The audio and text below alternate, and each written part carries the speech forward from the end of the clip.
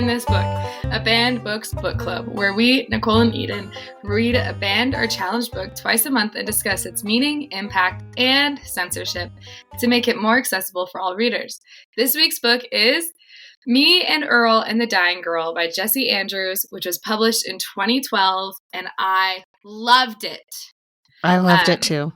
Yeah, I thought it was just the best. It was such a joy to read. It was. Yeah.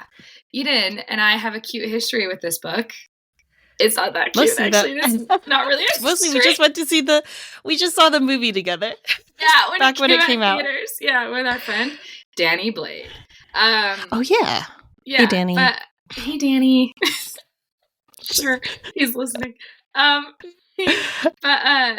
was really excited to read this book. There's so many books out there about disabilities and about cancer specifically, and so many of them suck. So, yeah, so this is an exciting thing. What was your reaction to the movie, Eden? I remember when we saw the movie, I don't even remember why we decided to watch it. It was probably because it was at the Dollar Theater and we needed something to do. Because I remember we went to see it at the Spanish Fork one. Yeah, we drove. We drove for it. Yeah. Well, I think it was Danny's recommendation. College. It was Danny's recommendation? Yeah, Danny really wanted to see it. And I don't think you and I had even thought about it. We didn't know anything about it. I think we were a little wary of it because of the title, and it was around the time when Fault in Our Stars movie was out too.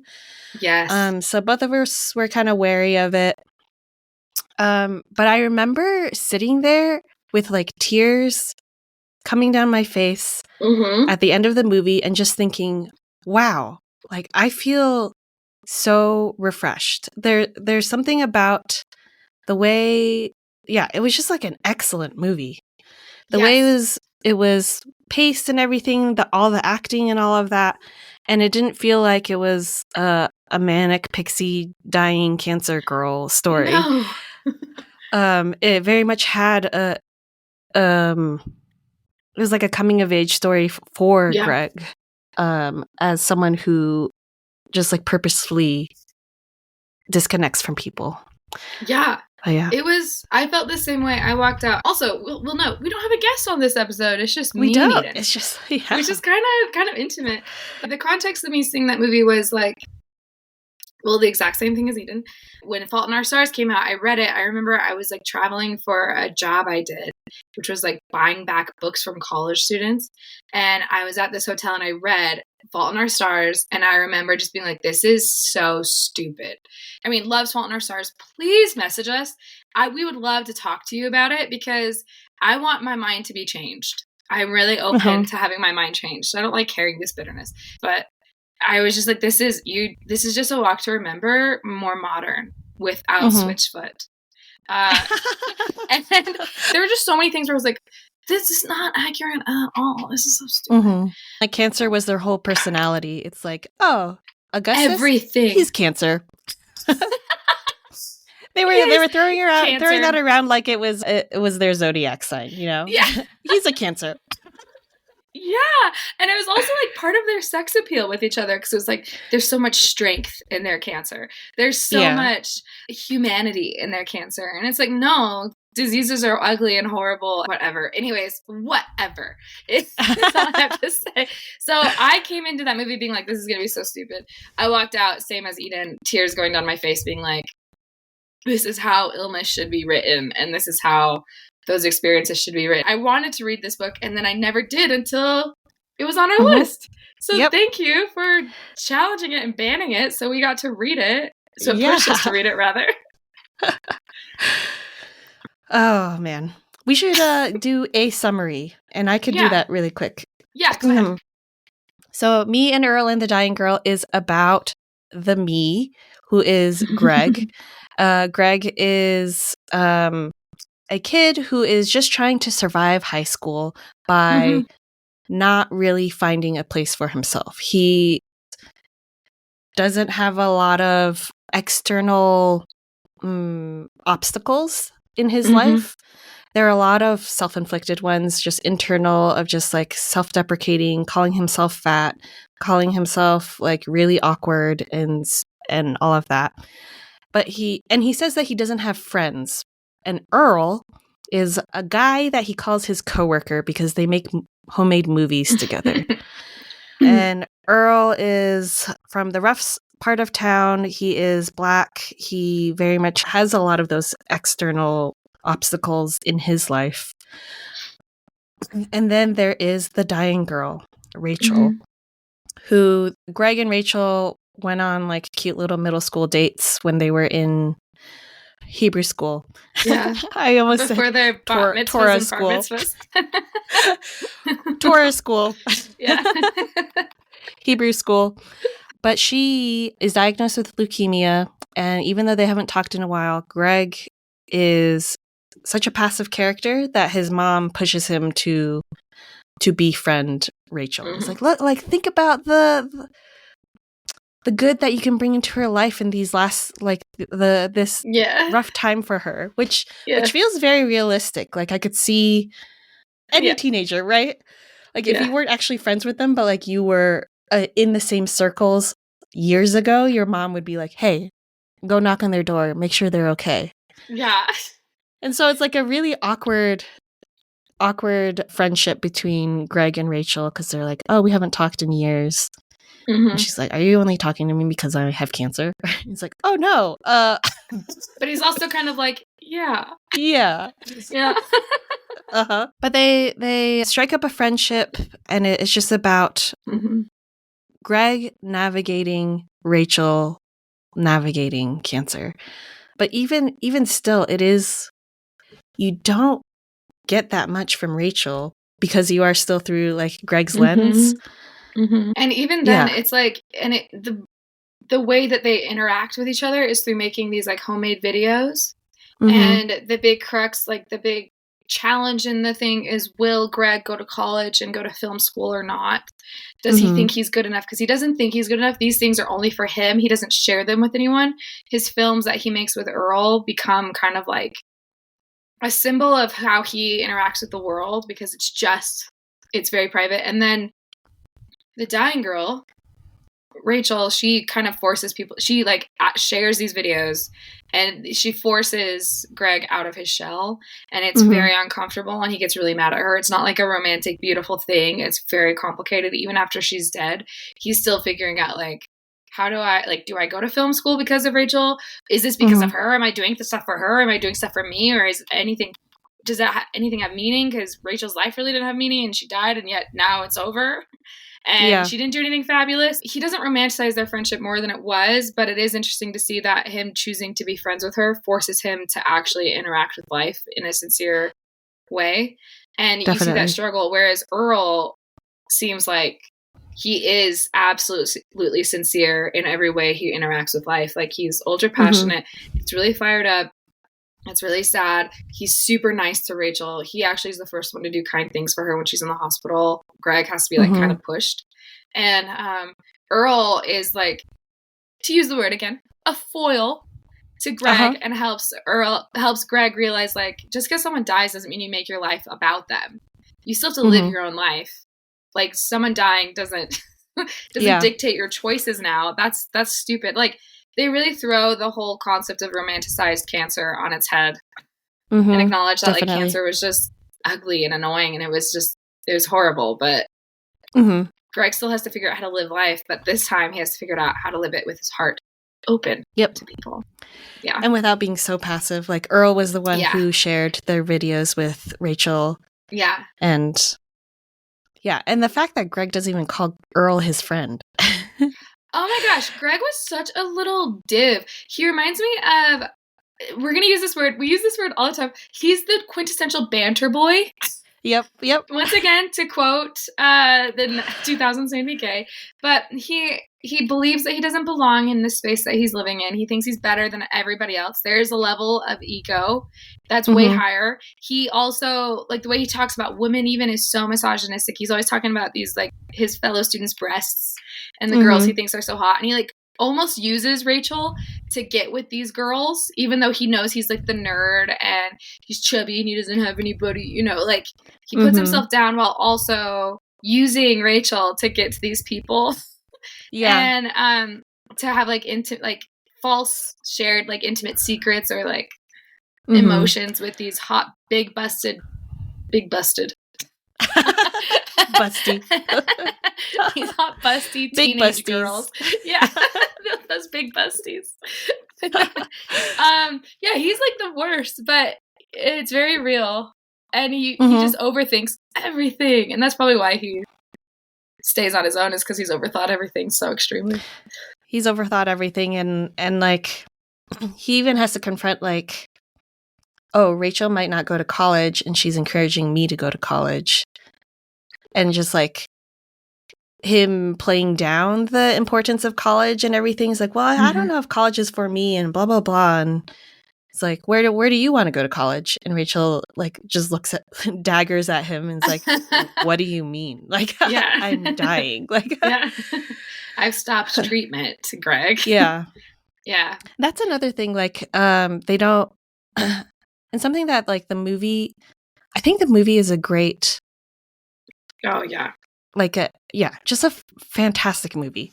But it shows the stages of grief of someone close to someone dying of cancer, of like him being so angry with her for stopping treatment. And it's like, oh, like you're giving up on life? Then like, what's the point?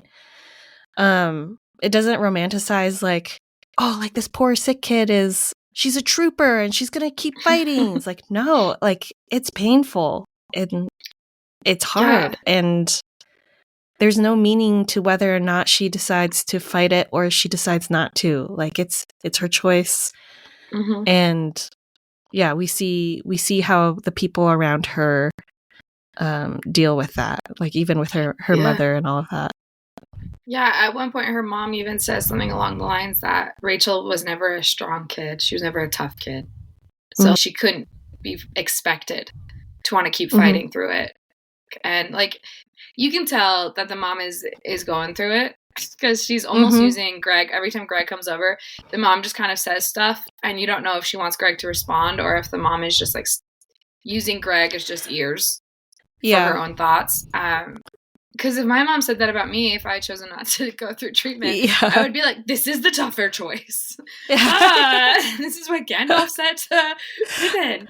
It's another adventure. But you can tell that the mom is grieving that choice, but also acknowledging that there's not another choice. It's just a lot of people who are really sad. And you see Greg also act with selfishness in these moments where he's not acknowledging all the pain of all these other people. He's just kind of acknowledging his own. And then and it's Earl who has to be like, dude, you're being such an idiot. And Earl, I liked how Earl was written, because Earl was the one we all were like, he's the best person in this book. Yeah. He's literally the hero of this book. And I just really, I loved Earl. But it was like, I don't know. And it was interesting. Every time Rachel makes a choice, Greg is at first bitter and checks to see how it affects him. And he kind of resents her because now it's more responsibility on him. Like, now I have to make her a film. Now I have to spend time with her. Now I have to do this. Now I have to do that. Even her death was like, there's a little bit of resentment, because it's like, now I have to figure out if I really want to go to film school or not. And then he moves through that resentment and gets to that place of like, he's just grateful that he had a friend. So it's a very banter boy.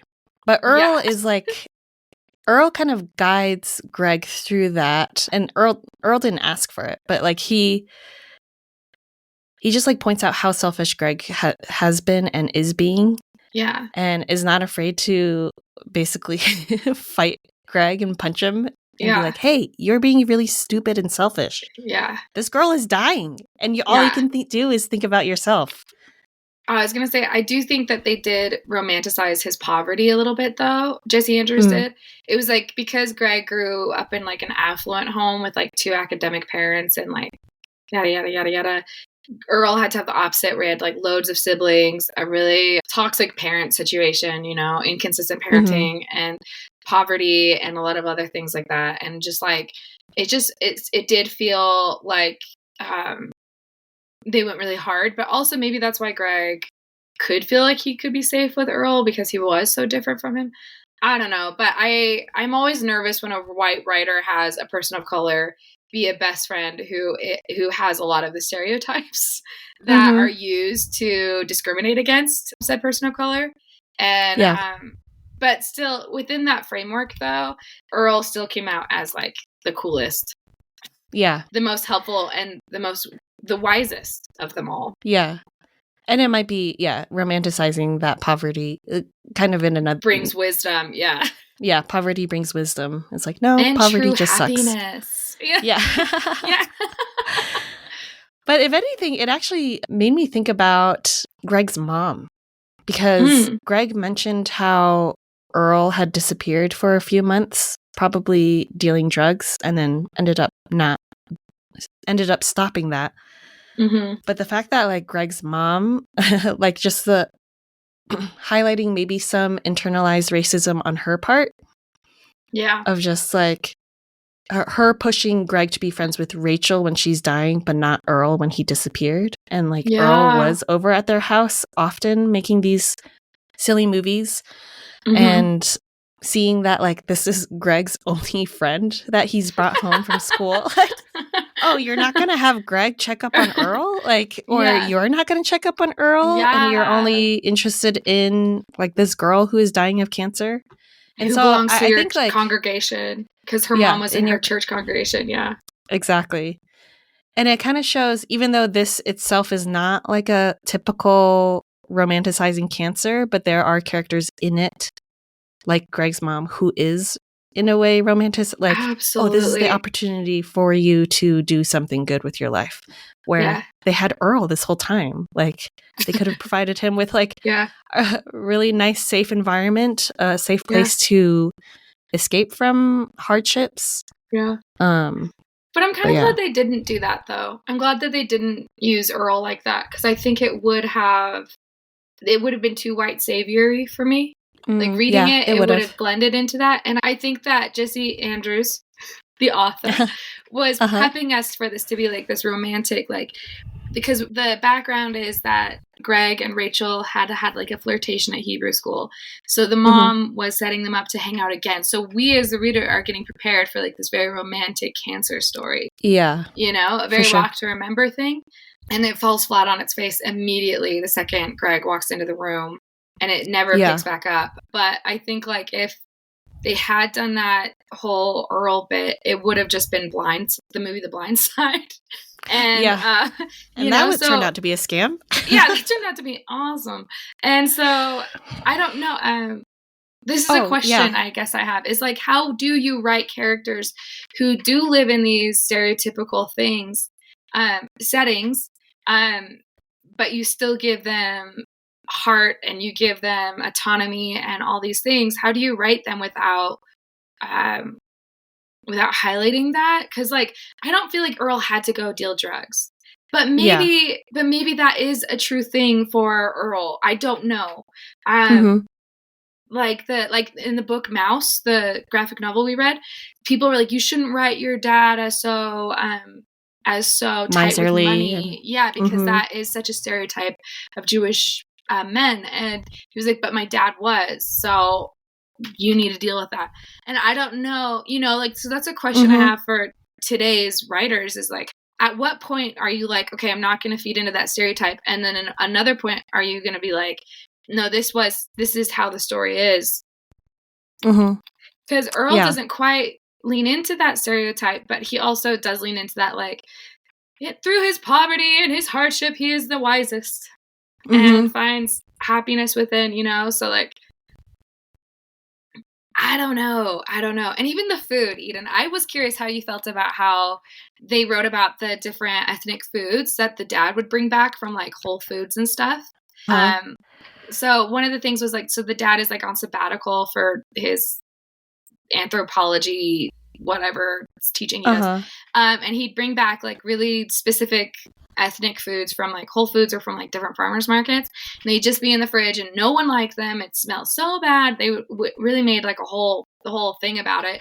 Except for Earl, whenever Earl would come over, he'd eat them with the dad and they'd like bond over it. And Earl really loved like specifically like Asian film, and he loved Asian foods, and not to totally group that entire, all those different cultures together, but that's kind of how they did that. And yeah, and so that was like his bonding with the dad.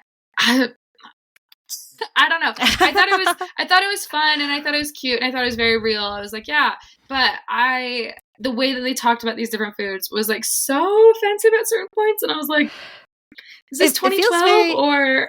Yeah. It feels very 2012. It feels very, I'm trying not to be offensive, but like, it feels very white people, you know? That's okay. I think that's an okay thing to say. We've leaned into a certain authority on how to talk about other people's food as white people, and it's often very mean. Yeah. Yep. So it felt very realistic. And that's what I wanted to point out about the mom too earlier. Not that I wanted her to be like a white savior. But she felt like a very realistic white person, you know? Yeah, I agree. No, I totally agree. And there's a teacher at the school who is like, the history teacher who's like, who has like pho, and I guess the kid like pho's the oracle or whatever. Yeah, he's like very spiritual about pho, but I could totally see that person existing and being in a school and being really into this like specific Vietnamese soup. And they bring it all the time. Yeah, and he like has taken Greg and Earl under his wing kind of, and he's like a mentor in a way, but I don't know if he was that important to the story at all, except that he made it so that they graduated. Yeah. But I don't know. I did think it was helpful though that Greg was about to fail all of his classes. He got really despondent, and near the end when Rachel was getting really, really sick, and I don't know if she'd already passed away, but he wasn't going to school at all. His depression was really bad. He just didn't know how to deal with all these emotions. To me, that felt very, very real. Like, I would kill for Fault in Our Stars for those kids to fail their classes or to drop out of school or something. Yeah. Maybe they did, but yeah. It wasn't. And like to contrast this with another John Green book, the Looking for Alaska, you know? Yeah.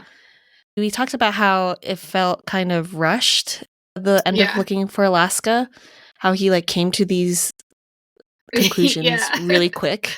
Yeah. Whereas, me, Earl, and a Dying Girl, it felt much more realistic of like, he just stopped going to classes. It's just, he had to navigate through the first really hard thing in his life.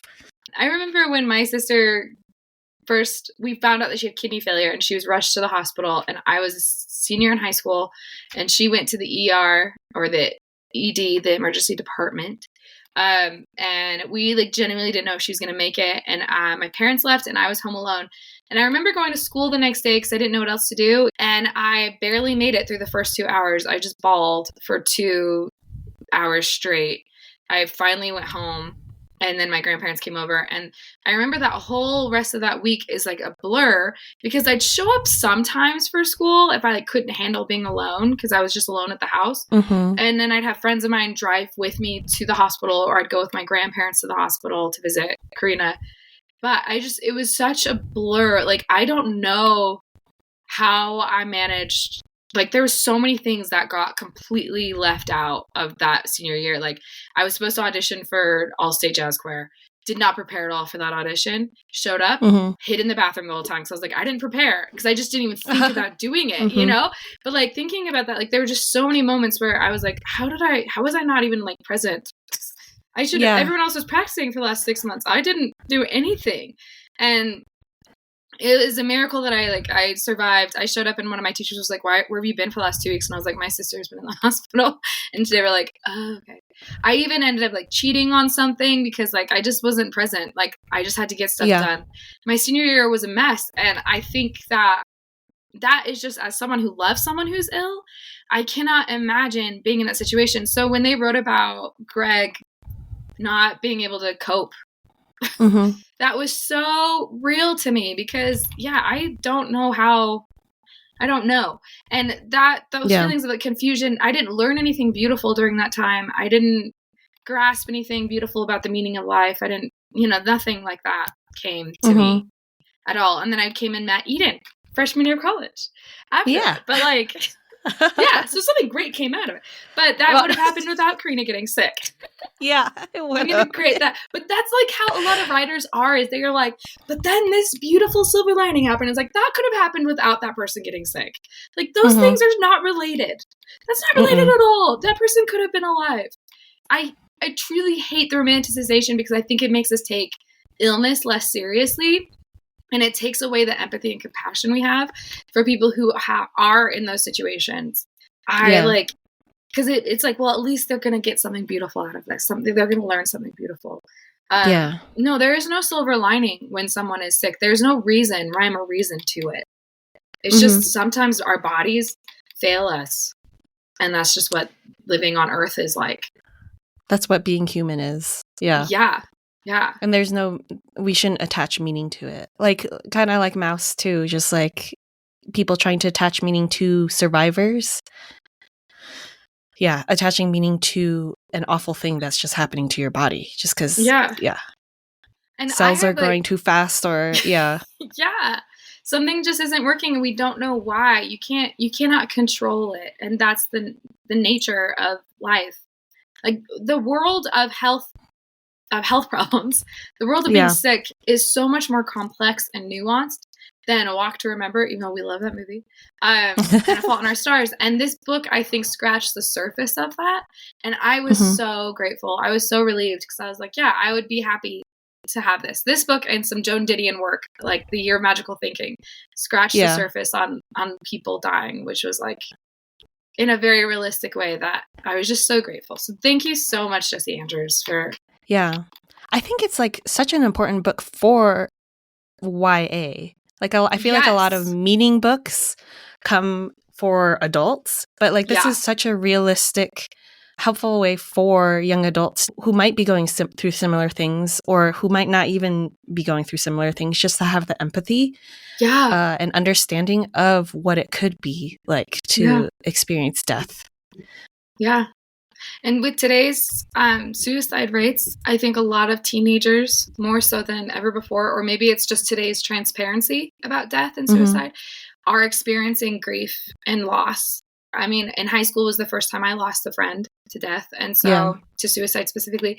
And I would have loved to have a book that helped me understand that it was okay for me to feel numb, and for me to be like, yeah, this is stupid. That loss was like, I'm not learning anything from that loss. And I think that's something that's been hard for me when I've lost friends to, whether it's disease or suicide, is I wanted to find meaning, and I haven't felt like I could get closure until I found meaning. And learning that there is no meaning sometimes actually does provide a lot of closure. Yeah.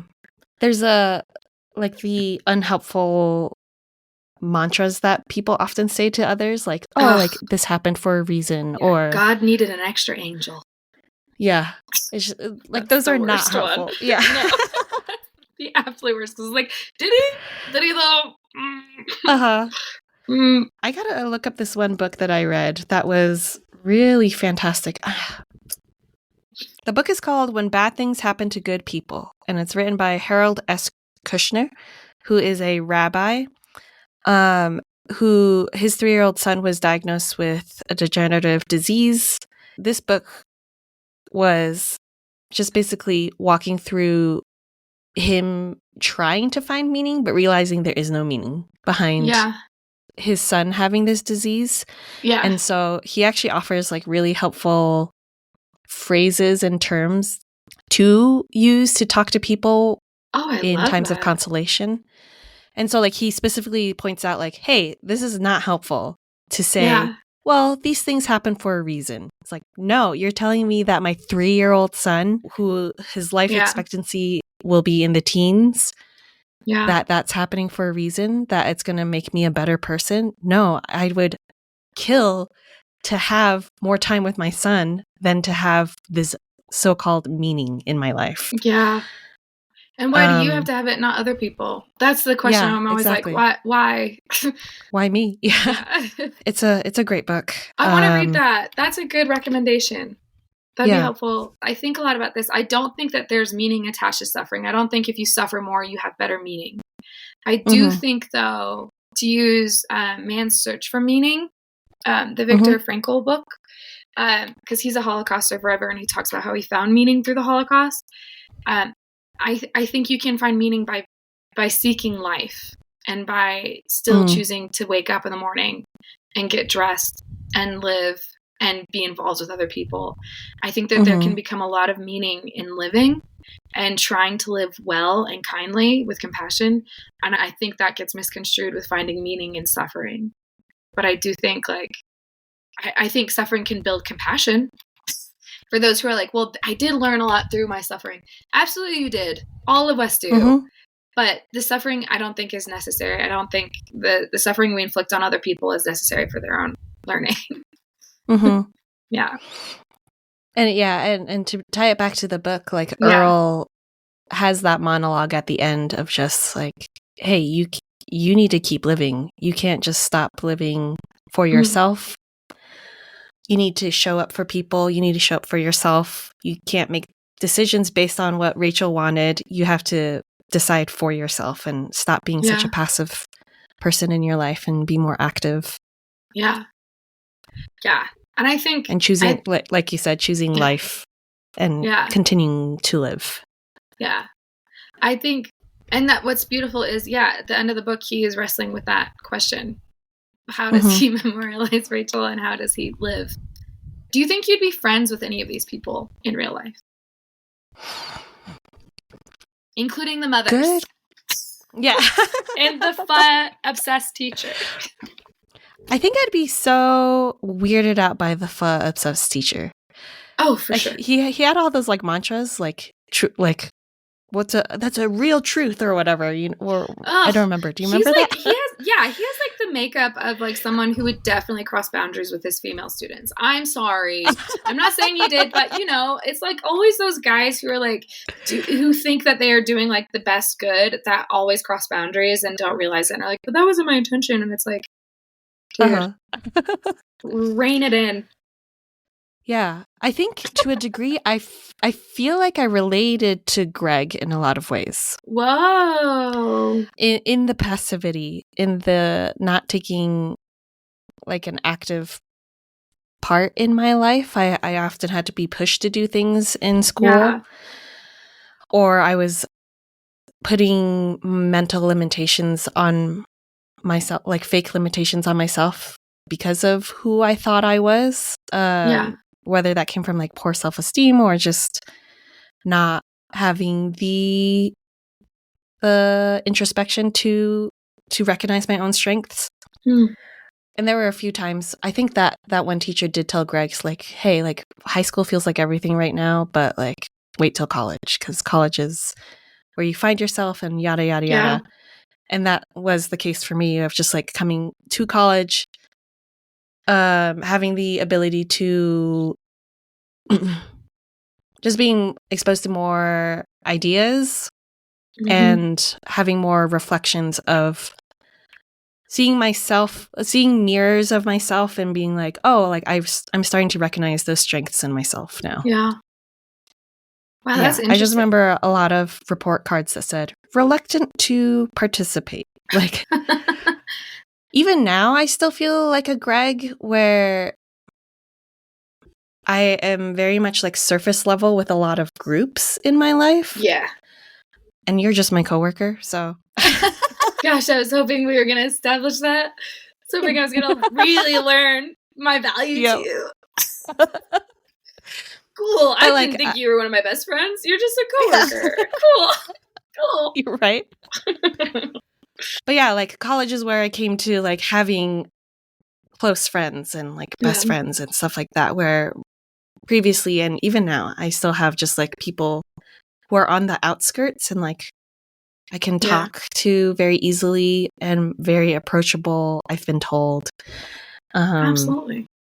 Yeah. But I think like being approachable, it means I can be friends with a lot of people, but like intimate with very few. Yeah.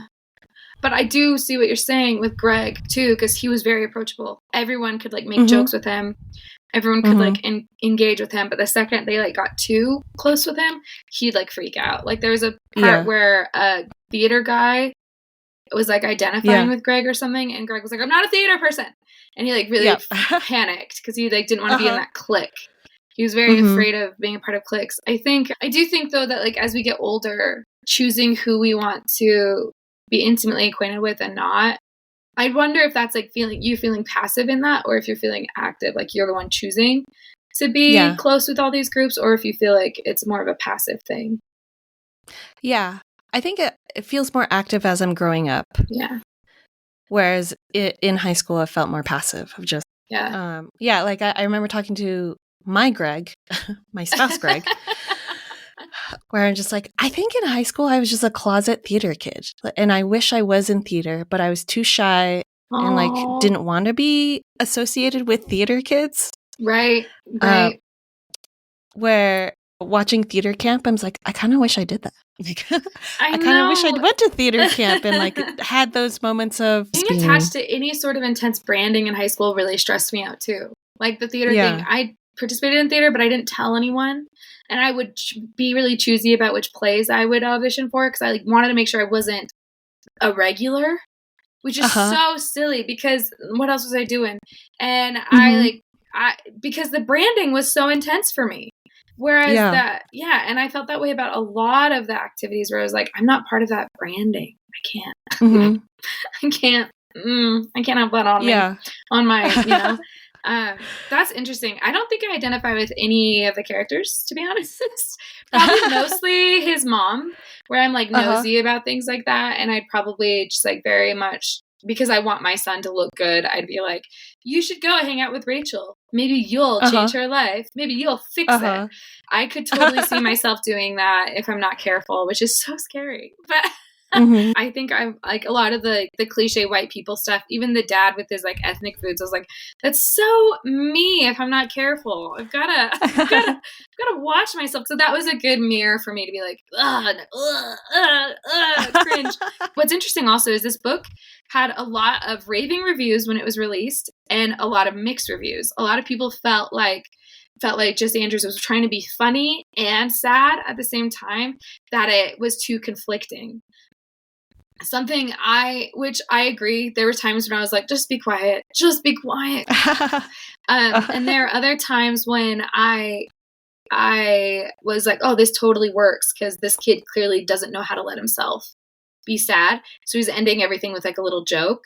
And so I thought that was realistic. If you've been with people who don't know how to deal with emotions, I'm one of those people who ends every sad thing with a joke because I can't sit in it with another person. With myself, I can. But with other people, I have a hard time. And so those mixed reviews I thought were very fair. I did find Greg annoying sometimes, though. And I think I was supposed to. I think so. Yeah. And there are times when I want to be like, Greg, just change, just be better, because I'm mourning, I'm feeling sad, and you're not doing what I want you to do. And so I like the involvement I was feeling while I was reading was amazing. Like I don't often get that way, where I wanted to jump in and just do like a Take On Me, aha music video and just shake this character and fix them, you know? And I think Earl hitting Greg is very cathartic like for me. Super cathartic. Because you're like, yeah, that's what I wanted to do too, Earl. I'm so mad. I don't have any other thoughts to say. Do you have thoughts? I don't. I did read that Jesse Andrews wrote the screenplay too. Oh, that's probably why it was so good. Yeah. It was so good. Yeah. I was curious about I thought everyone was cast so well, but in the book they made it such a big deal that Greg was moderately overweight. And like that was such a big part of how Greg saw himself. And they cast a very skinny dude for the movie. That was me in Holes. Do you remember that? I remember Stanley was meant to be like a overweight kid. Yeah. And like lost a ton of weight because of the physical labor that they were doing. Yeah. And then they cast Shia, who's now Catholic. I did not know that. Yes. Let's look at let's look at why it was banned. Yeah. Well, any guesses before we look that up? I wrote There's down a part guesses. in the book where they talk about they make jokes about masturbation.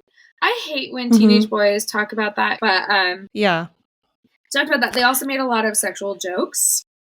They did. When they were like joking with each other, and there was a lot of language stuff. So that's why I think it was banned. Like there's a lot of profanity. A lot of profanity. Greg does get caught with porn.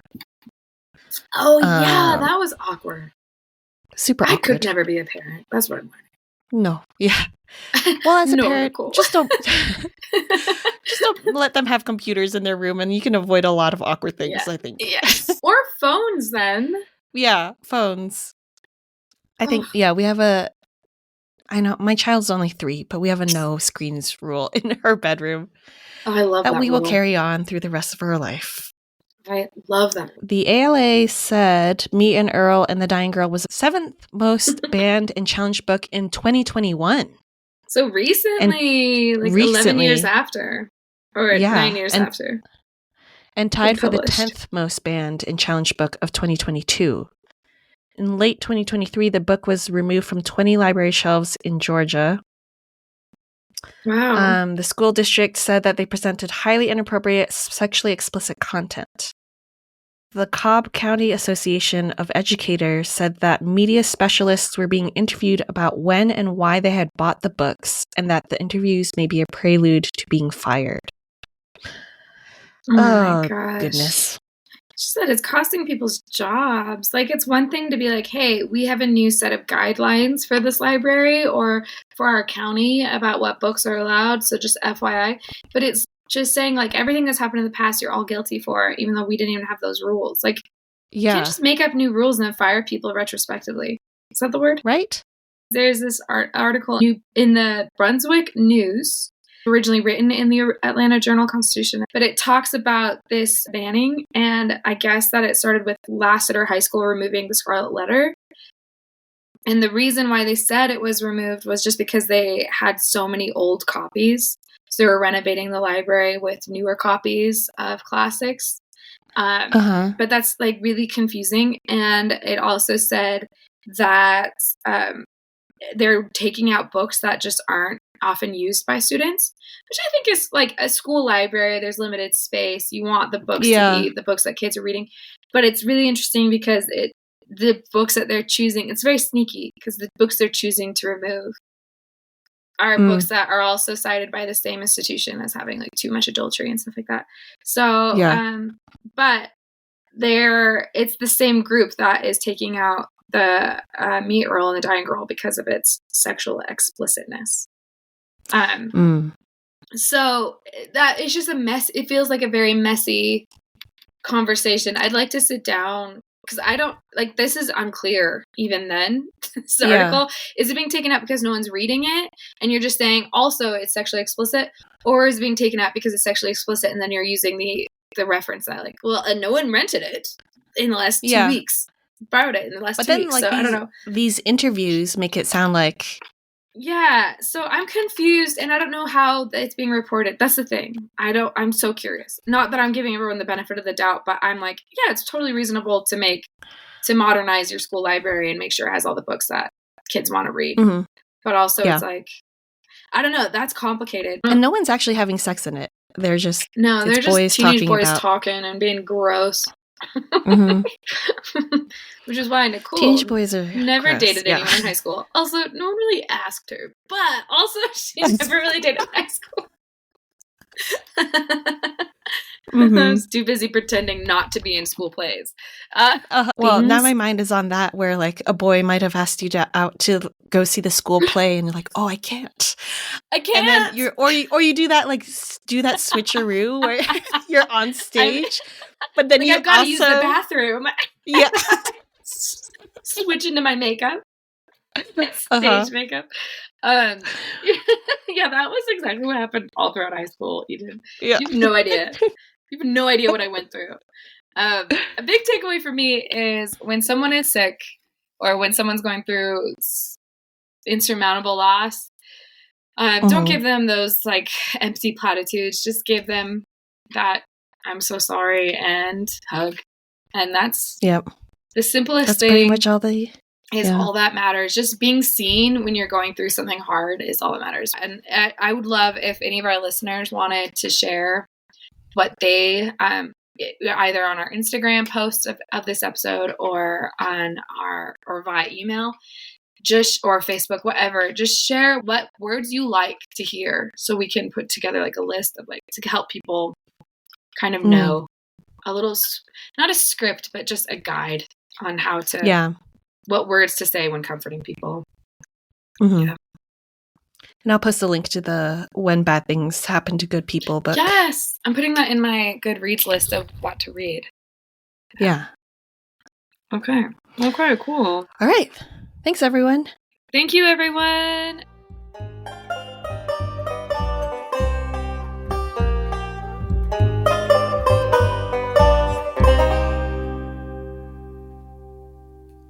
Burn This Book is produced by us, Nicolle Corin and Eden Wen. Music by myself, Nicolle, and performed by my dad, Frank.